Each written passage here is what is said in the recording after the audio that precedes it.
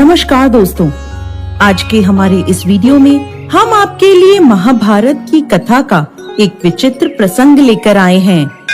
एक समय की बात है, द्रौपदी अपने आश्रम के बाहर खड़ी हुई थी। सुहाना मौसम था, ठंडी ठंडी हवा बह रही थी। तभी एक सुंदर सा फूल हवा में उड़ता हुआ द्रौपदी के पास आकर गिरा। द्रौपदी ने वह फूल उठा लिया और भीमसेन के पास जाकर बोली, स्वामी, आप श्रेष्ठ गदाधारी हैं, बहुत बलवान हैं। क्या आप गंधमादन पर्वत से दिव्य वृक्ष के यह दिव्य पुष्प मेरे लिए ला सकते हैं? द्रौपदी की इच्छा पूरी करने के लिए अपनी गदा उठाकर गंधमादन पर्वत की ओर निकल पड़े। चलते चलते वो पहाड़ों की घाटियों में जा पहुँचे, लेकिन अचानक भीम के बढ़ते कदम रुक गए। उन्होंने देखा कि मार्ग में एक बड़े से पत्थर पर एक वृद्ध वानर बैठा है, जिसकी पूंछ भीम के मार्ग में बिछी हुई है, जिसे लांगे बिना भीम आगे नहीं बढ़ सकते थे।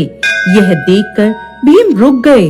अपनी बढ़ी हुई शक्ति, मद और अहंकार में भरकर भीम बोले, ए वानर, अपनी पूंछ को मार्ग से हटाओ, मुझे आगे जाना है।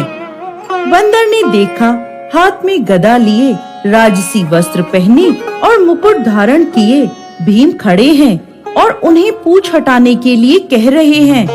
वानर के रूप में हनुमान जी चुपचाप बैठे रहे और उन्होंने भीम की बात का उत्तर नहीं दिया। भीम ने फिर कहा, ए वानर, सुना नहीं तुमने? मैं कह रहा हूँ, अपनी पूंछ हटाओ, मुझे आगे जाना है। तुम वृद्ध हो, इसलिए मैं तुम्हें कुछ नहीं कह रहा, वरना।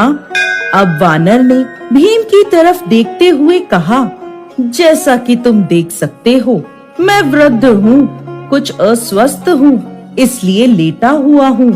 अभी अभी आंख लगी थी और तुमने आकर मेरी नींद खराब कर दी। मुझ में इतनी ताकत नहीं है कि मैं स्वयं अपनी पूंछ को तुम्हारे मार्ग से हटा सकूं। तुम थोड़ा कष्ट कर लो भाई, मेरी पूंछ को थोड़ा सा सरका दो और आगे निकल जाओ। ये सुनकर भीम को क्रोध आ गया।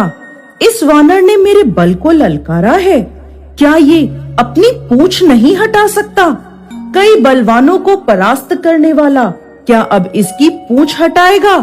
मुझ में 100 हाथियों का बल है, अभी एक तिनके की भांति इसकी पूंछ को मार्ग से हटा देता हूँ।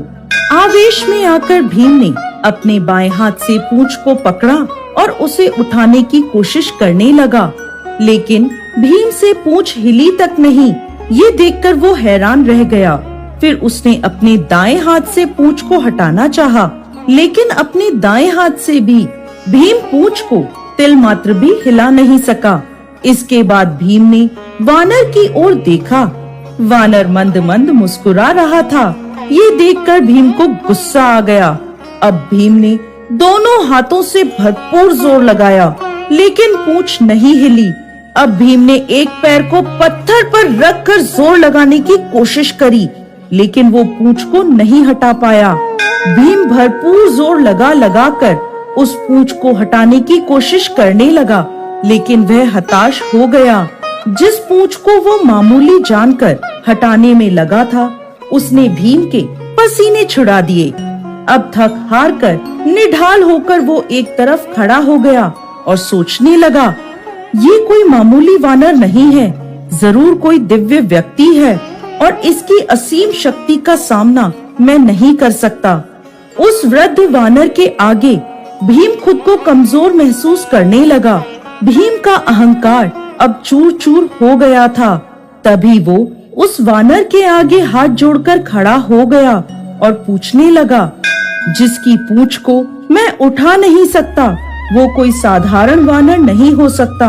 मुझे क्षमा करें, कृपा कर मुझे अपना परिचय दें। तब वह वानर उठा और भीम को गले से लगा लिया और कहने लगा, भीम, तुमने मुझे नहीं पहचाना, लेकिन मैं तुम्हें पहचान गया हूँ। तुम वायु पुत्र भीम हो और मैं पवन पुत्र हनुमान हूँ, श्री राम का सेवक हूँ। मेरे प्रभु के आदेश पर ही मैं इस मार्ग पर आकर लेटा था, ताकि तुम्हारे अहंकार को मैं खत्म कर सकूं। रिश्ते में मैं तुम्हारे बड़े भाई की तरह हूँ और बड़े भाई का कर्तव्य निभाते हुए मैंने तुम्हें यह याद दिलाया है कि कभी भी अपनी शक्ति पर अभिमान मत करो, क्योंकि यह ताकत तुम्हारी नहीं है। यह शरीर और यह ताकत परमात्मा की दी हुई है, और जो चीज परमात्मा की है वो किसी और की नहीं हो सकती। हनुमान जी की यह बातें सुनकर भीम की आंखें खुल गई और वो हनुमान जी के चरणों में गिर पड़ा।